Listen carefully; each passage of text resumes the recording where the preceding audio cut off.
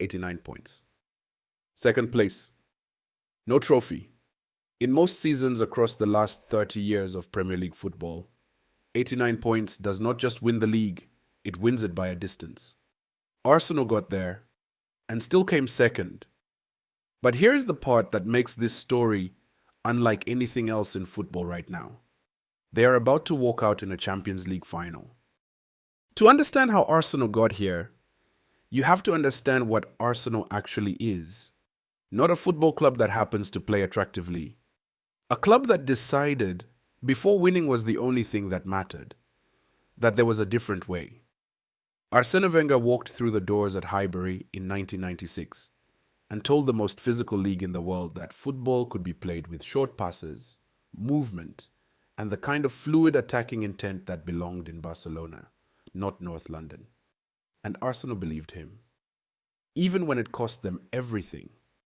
In 2003 and 2004, Arsenal went unbeaten for an entire league season.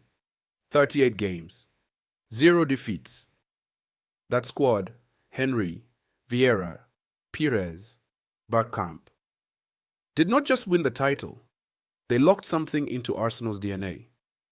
The belief that if you play the game the right way, with enough belief and enough quality, you can do something that has never been done before. That belief did not die when Wenger left. It waited. From 2006 onwards, the trophy slowed and then stopped. The Champions League final in Paris, lost to Barcelona. Then came the lean years. Wenger building young, spending carefully, finishing fourth so consistently that the joke wrote itself. The football was still recognizably Arsenal, but the gap between beautiful and invincible had never felt wider. Boxing Day 2019, Arsenal 1-1 Bournemouth, at home. Mikel Arteta took charge that afternoon. The club he inherited was 10th in the Premier League. He had inherited a squad in open revolt against itself. Players who had stopped running, a dressing room that had lost the thread of what it meant to play for Arsenal. In his first 18 months, Arteta released 17 players. He did not call a press conference. He called a clear-out. What he put in their place was something different. Saka, who joined Arsenal at age 7, who sat in those stands as a child, who heard the Champions League anthem as a kid in the crowd, long before he ever played in it. Martinelli, Ødegaard, Rice. Players who were not collected for their price tags. They were chosen for what they believed. Arteta did not buy a team. He grew one. And for the first time in years, when Arsenal ran out on a match day, you could see the idea again. You could see what Wenger had been trying to say all along. But then came the part that Arsenal fans will carry with them for years. March 2023.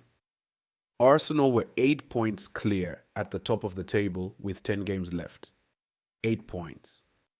Most teams in that position do not just win the league, they coast it. Arsenal dropped. Game by game, the lead dissolved. A Pedro Neto winner at the Emirates. City kept winning, and the title slipped away. They came back the following season and did it again. Played better football, accumulated more points than in any season in their history. 89 points. Still second. 89 points. In 1995, that wins the league by 15 points. In 2023, it leaves you second.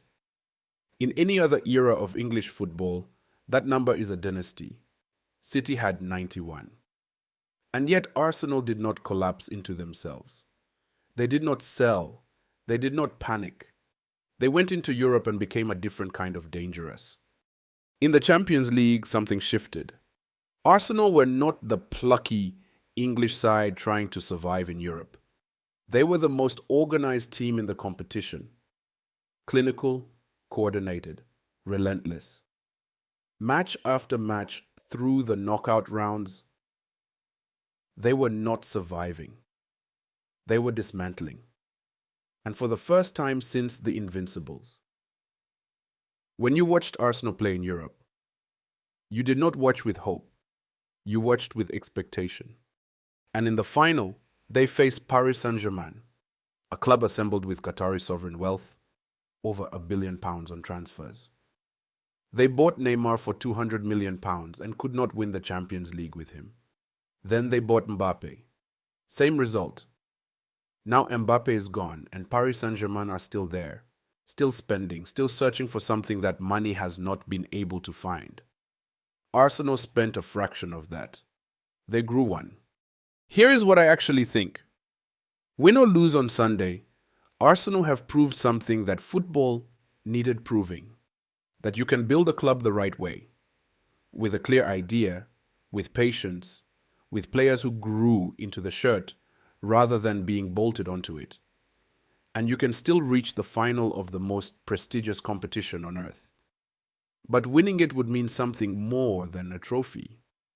Arsenal beating PSG would not just be a result, it would be proof.